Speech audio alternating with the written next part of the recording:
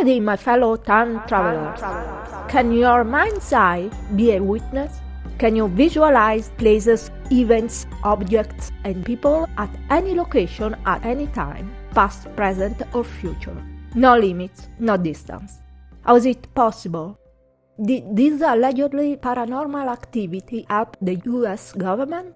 So sit in a quiet room and be ready to draw sketchy pictures of anything, everything, or nothing. This is a journey through the mysterious story of remote viewing by a man who was recruited for a classified program known as Project Stargate.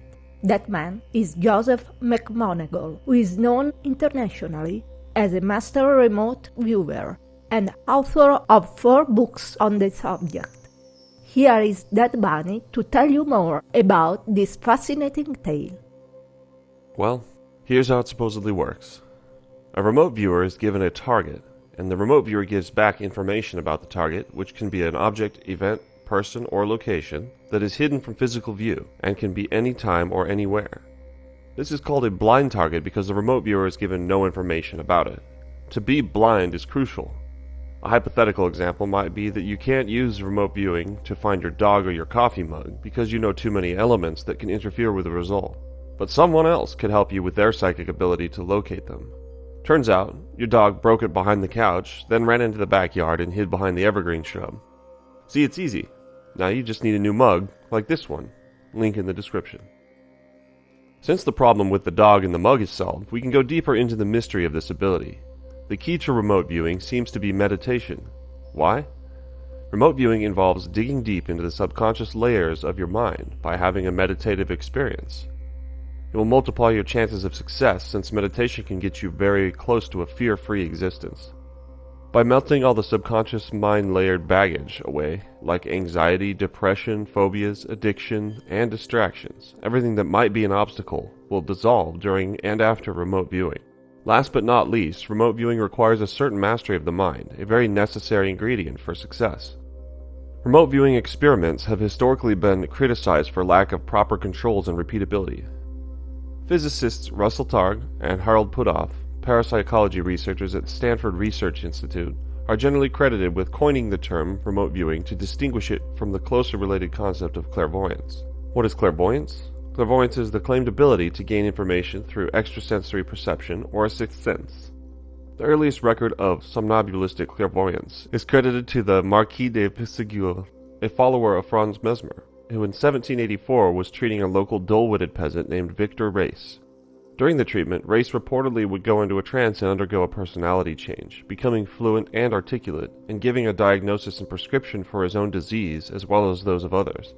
The Marquis de Puységur, a French magnetic therapist and aristocrat from one of the most illustrious families of the French nobility, is now known as one of the pre-scientific founders of hypnotism. He followed the teachings of Dr. Franz Mesmer, who theorized the existence of a natural energy transference occurring between all animated and inanimate objects. He called this energy animal magnetism. Later, this theory was called mesmerism, and today we generally use the word mesmerism as a synonym of hypnosis. In the CIA final report on remote viewing that covered experiments between 1987 to 1988, declassified in 2000, reads, "The quality of remote viewing would be enhanced by a hypnotic trance, so there seems to be a link between them." But if you're thinking that remote viewing was originally developed by the United States military and the CIA, well, it wasn't.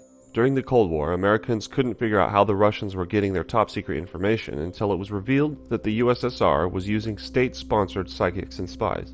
This is why Americans developed their own psychic spying program that lasted for years. The initial project, called Scanate, meaning scan by coordinate, required the viewer to describe what they could see at specific map grid references provided by the CIA. Initially, it was deemed successful enough to convince them to expand the project. Undergoing name changes that included Sunstreak, Grill Flame, and finally Stargate, it was a $20 million research program that had started in 1975 in an attempt to determine any potential military application of psychic phenomena. The remote viewing program allegedly assisted hundreds of U.S. military and intelligence gathering operations over its 23 years. It would score some successes, but plenty of failures. According to a CIA report, remote viewings have never provided an adequate basis for actionable intelligence operations. That is, information sufficiently valuable or compelling so that action was taken as a result. Stargate was terminated in 1995 because the Defense Department was embarrassed by it. Joseph McMoneagle, a retired U.S. Army Chief Warrant Officer, was involved in remote viewing operations and experiments conducted by U.S. Army Intelligence and the Stanford Research Institute. In the late 70s, he became part of this project. McMoneagle grew up surrounded by alcoholism, abuse, and poverty, but since his childhood, he had a remarkable memory. He enlisted in the Army in 1964 at the age of 18 to get away from his family. From 1978, he was known as Remote Viewer Number 1 at Project Stargate, and after the project was terminated, he became a speaker at the Monroe Institute. According to McMoneagle, remote viewing is possible and even works outside the boundaries of time. He believes he's remote viewed into the past, present, and future, and has predicted future events. Among the subjects he claims to have remote viewed are a Chinese nuclear facility, the Iranian hostage crisis, the Red Brigades, and Muammar Gaddafi. He writes that he predicted the location and existence of a Soviet Typhoon-class submarine in 1979, and that in mid-January 1980, satellite photos confirmed those predictions. In 1994, McMoneagle appeared on an ABC network television special, Put to the Test, to prove his ability and how remote viewing works. They took him to Houston, Texas, and sent a target person to one of 4 chosen locations. The 4 locations were a life-size treehouse in a giant tree, a tall metal water slide at an amusement park, a dock along the river, and the water wall, a huge cement fountain structure. McMoneagle's task was to draw what he saw, thus determining where the person was. This is what McMoneagle produced. There's a river or something river-like nearby with man-made improvements. We know that Houston is a famous river town, so this was a pretty good bet. It applies equally well to the water slide and to the dock. There are perpendicular lines. In any location, anywhere there are perpendicular lines. She's standing on an incline. She wasn't, and there were no apparent inclines at any of the 4 locations. This part was edited down. She's looking up at it. There's a pedestrian bridge nearby. It could be applied also for the treehouse or the walkways on the water slide. There's a lot of metallic noise. Probably the big metal water slide structure is the best match for this. There's something big and tall nearby that's not a building. This applies equally well to all 4 locations. There's a platform with a black stripe. They edited the 15-minute session down to just a couple minutes for the show. So what happened to the remaining time? Well, it was likely just to make the show more interesting for the audience and to fit it into a time slot. According to paranormal researcher Brian Dunning, an American writer and producer who focuses on science, in his Skeptoid podcast, number 44, May 11, 2007, he said, "The only thing I found impressive about McMoneagle's demonstration was their editing and narration job to make it look like the most amazing and miraculous psychic feat in history. Strangely, at no point did they ask McMoneagle to identify the location. They did not even ask him to choose from the 4 possibilities. Instead, they simply took him to the actual destination where the target person was, which turned out to be the dock, and then set about finding matches to Joe's statements. Suddenly, nearly all of Joe's statements made perfect sense. While he makes a good point, if you look at what McMoneagle drew with no information at all, at the very least he made some interestingly similar images to the locations. Whether they were hits, just luck, or perhaps biased conclusions, would require more study than a single TV show could offer." McMoneagle co-wrote an episode of the psychic science fiction show The Dead Zone.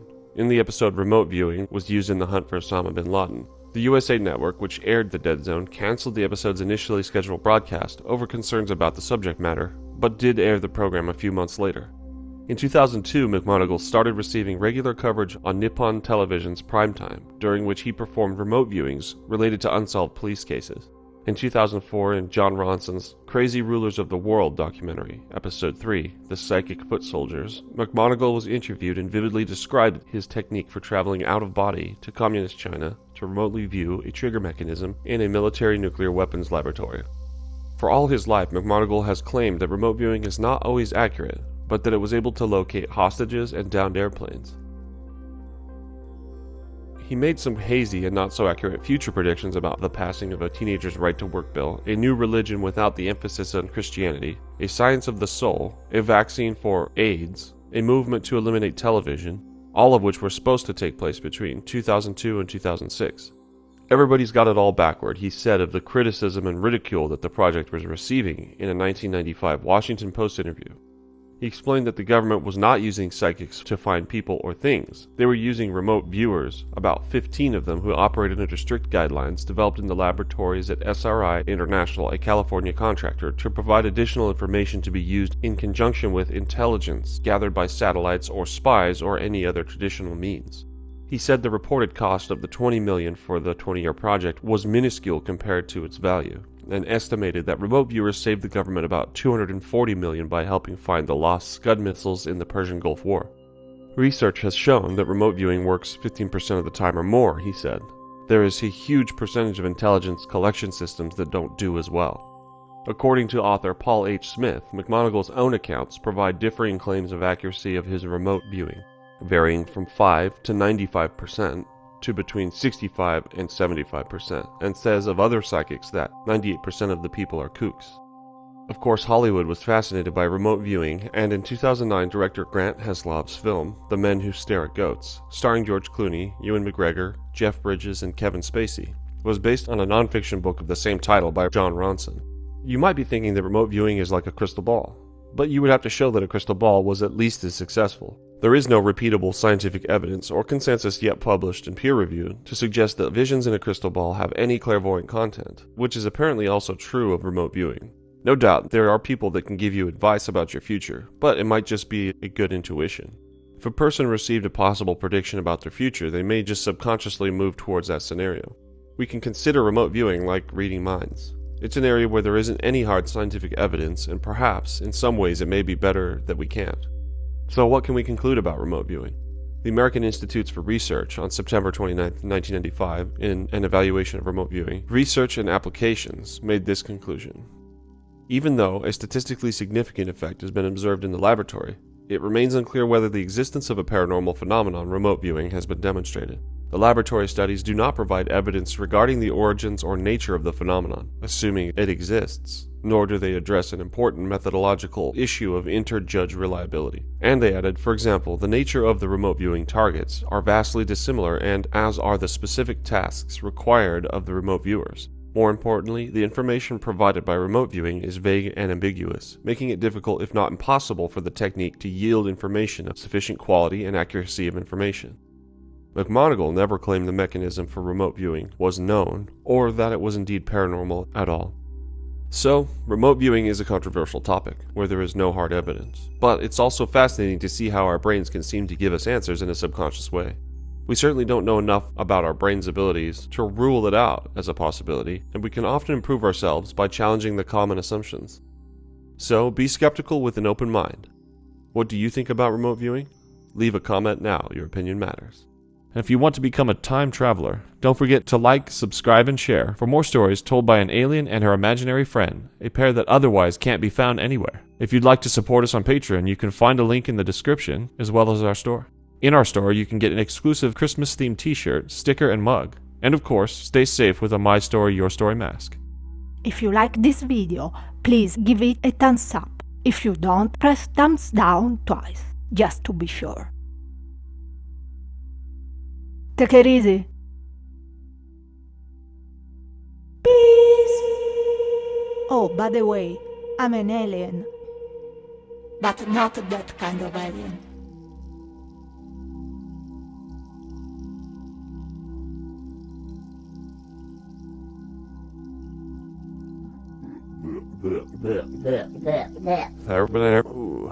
Just expanded that project.